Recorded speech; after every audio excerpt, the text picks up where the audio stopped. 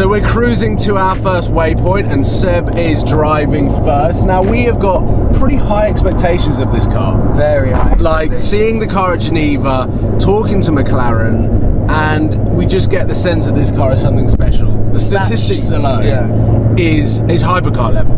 For a car that costs around 220 grand, Mr. JWW's got one on order. This is a very exciting day for him. It's a very big day for him. I bumped into him this morning in the lift and he was saying that he's a little bit nervous. I'm a bit nervous about it. I'm a little bit nervous about it. And now, with my expectations of this car and your I'm quite nervous about driving the car as well, hoping that it will live up to these monumental expectations.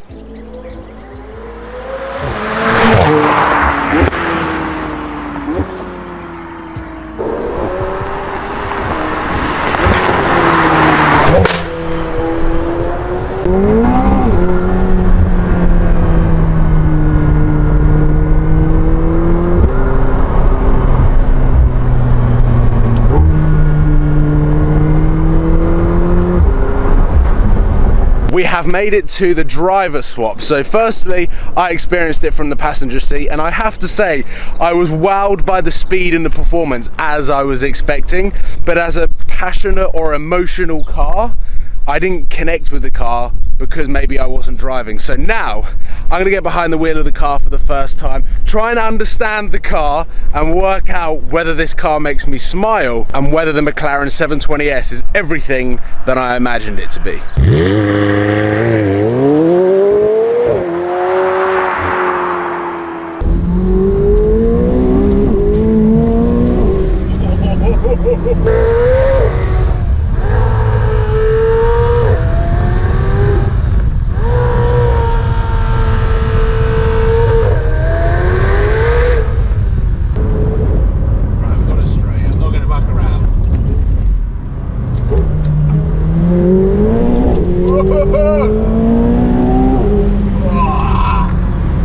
Yeah, it's quick. Yeah. It's quick, but it makes you concentrate. Like, that's how fast it is. Yeah. It's not like you can accelerate for fun. Yeah. It's impressive from the passenger seat.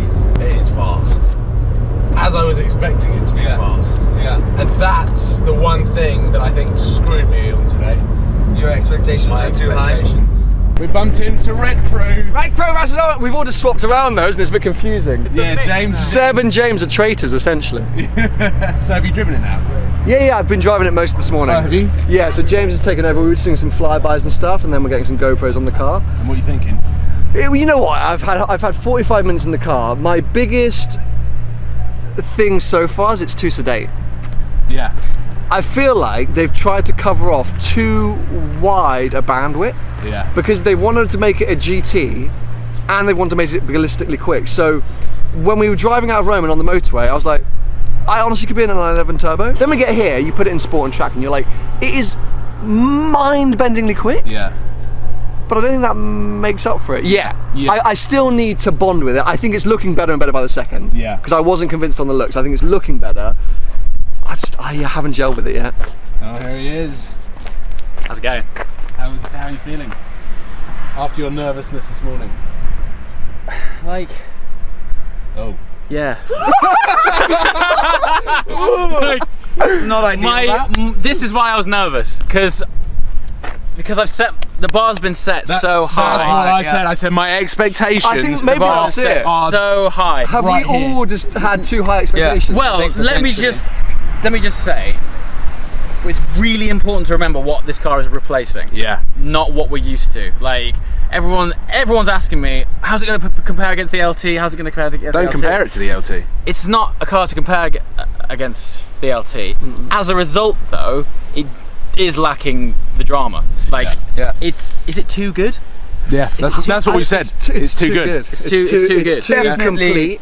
It needs a bit of issues because like the power, the speed is I have not driven mental. anything this And quick. the braking, No. and the handling. the braking are unbelievable. We missed the turning. Yeah. The brake, I mean, basically everything about it is sensational except for the emotion. Yeah. I mean, I think it's the best car I've ever driven. So the question is, Yeah, driven. is that saying more about us than the car? Yes, Yeah. 100%. Yeah. 100%. I was gonna say that it tells me more about me Yeah. than it does Yeah. about. I said that car, it makes you concentrate and think when you drive it, whereas the Lambo just made me smile. Yeah, Yeah, it's a good totally point. different. Yeah.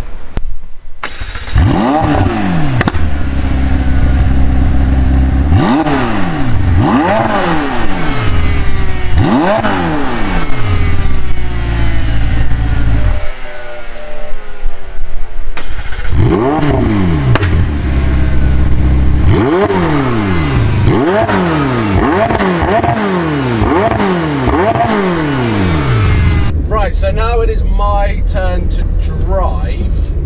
I have driven this car this morning very briefly to just get my bearings, understand the car as best as possible for me to relay my emotions, feelings and opinions, not that they really matter, of the McLaren 720S. Now, a lot of the journalists or a lot of the waves of media that have come out have actually been able to go out on the track in this car, and that's something that we have not been able to do because of the motorbike racing. So we are going to be doing our best to talk about this car or what it is like on the road. And one thing that I really wanted to do was have a hot lap in this around the track with someone that knows what they're doing, so that you can get an idea of the limits that the 720S is capable of doing. Because I think it would just be so impressive and make you realise what everything they've implemented into this car, what it can achieve. Because on paper, this car is, well, by far the best car in its category. Yeah. We've gone as far as saying that it probably creates its own category of a hyper supercar, because it's hypercar performance for supercar money. What we can compare this car to is the 650S. Yes. The 675LT is the track version of the 650S. However, this car is the street successor of the Super Series 650S. Yeah. So cruising around, it's very, very easy to drive. The comfort modes are very comfortable, as you they're can imagine. unbelievable. The visibility and practicality of this car, you could daily it every single day, I would say. It's a much better GT car than the 650S ever was. Much better GT car. However, because McLaren are trying to spread the breadth of its capabilities closer towards the 675LT, but also closer to the 570 GT, what we're actually going to be experiencing is more of the GT stuff than we are of the LT track stuff. But my expectations of the car was that this was going to blow my mind, and it was also going to make me want to sell my Lamborghini and buy one of these. Yeah. However, that is not the case. It's the numbers that this car carries on paper that blow your mind. So experiencing it, everything happens so fast that there is no emotion, or there is nothing in between 0 to 100 that your brain can comprehend to enjoy that journey of getting there. Everything happens so fast, whereas in some of the other cars that you just get a little bit of pantomime, and especially my Hurricane, seeing as I'm jumping out my Hurricane, which I've been driving for the last 2 weeks non-stop, it obviously is not as fast as this car, but it's the experience of the acceleration that in the Hurricane is much more fun and makes you laugh, it makes you smile, whereas the McLaren, because you're concentrating so hard and your brain is having to process so much information at such a rapid rate, that we're concentrating so much driving this car that we're not enjoying it, or it's not making me smile. You have to recalibrate kind of the way you drive, because everything happens much quicker to start with, and then here, as you say, the consequences are higher because everyone's all over the place. Yeah, and the power delivery that you get in this car is so gradual that the faster you go, the quicker you're accelerating. Which, again, blows my mind. We have to remember this company is 7 years old. That's insane. It was started in 2010, and when I saw this car, I was so excited about how McLaren have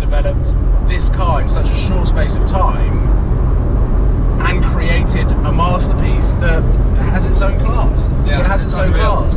And I suppose my video, why it differs comparatively to maybe journalist videos, media videos, we are people that live with our cars every single day. So we will encounter things in our cars and then compare them to this. So our videos are going to be more of like trying to understand what this car would be like to live with. And as amazing as it is and as easy to drive it is as every single day, I would say McLaren have concentrated too much on going towards 570 GT and not to the supercar craziness of the 675 LT. There's so much glass, so much leather, the interior is super plush and luxurious, almost to the point where you'll probably get most of the materials in like an S-Class. Yeah, well you put it nicely, you said it feels like a 720 GT. This feels like a 720 GT, where there could be room for a 720S with less visibility, a little bit more raw. And then you could then go to whatever the 720S LT is, which for me would be the car that I'd have. That will be a masterpiece. That will be a masterpiece and a monster.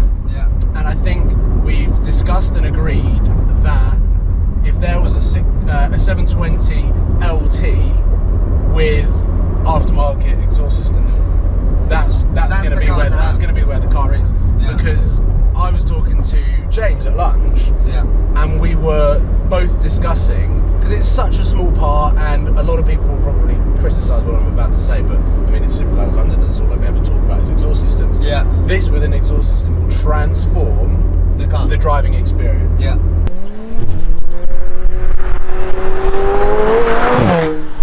Because you'll be able to hear something scream behind you and feel like you are piloting a fighter jet. Right now, you feel like you're piloting almost like the best, fastest. It's almost like, oh no, I'm not going to say that.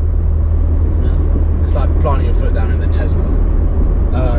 Like incredible speed, but no sense of occasion, and really minimal sound. We are now on the hunt for some mountain roads, hopefully some places that we can pull over, capture what this car looks like on the road, because it is such a futuristic design. It's a love or hate at the moment, but I think it's a grower. I think the more you start seeing them on the road, as we have been doing today, the more you start seeing in different specs. That's when we're really going to be like, oh, look at that one, all blacked out, or satin black, or satin chrome, black chrome thing. Well, as you say, as soon as specs start getting more and more interesting. And once they start going into MSO. That MSO one at Geneva? That was awesome. That was awesome. So we might not have the most beautiful 720S, but we do have the loudest exhaust system that we can spec from factory. And we got these race seats. And we've got the race seats. So there's just ups and downs to this car, pros and cons, but the one way that I would summarise this car is, as amazing it is, I wouldn't sell my Lamborghini to buy one. Which will sound so crazy to so many people because this car is far superior on paper, but it doesn't pull my heartstrings like the Lamborghini does. That's not what you're looking for, No. And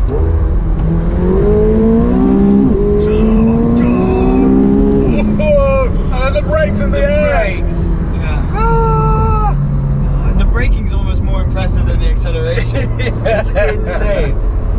So I'm a little bit confused after driving the 720S. My expectations were so high, and it has hit them, but at the same time I'm disappointed. What is that? What's going on? I'm so confused. It's so weird, and I can't really put my finger on what it is.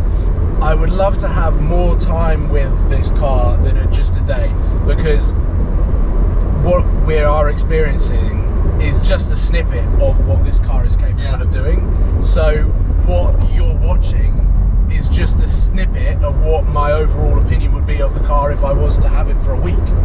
So it's such a difficult video to create.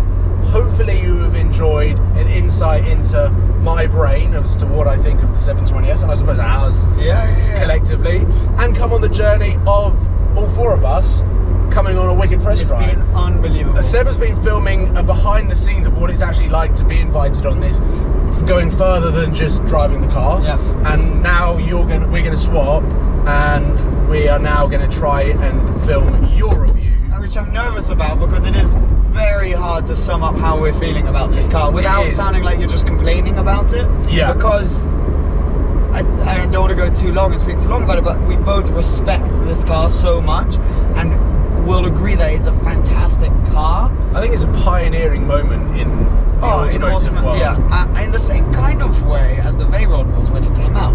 Yeah. No one could believe, like, what the hell, like, this is just taking things to the next level. And what that did for the automotive industry is it pushed everyone further, and it's super exciting. Which is now we see the Holy Trinity. Yeah, exactly. So what is this car gonna create off the back in the hyper supercar world?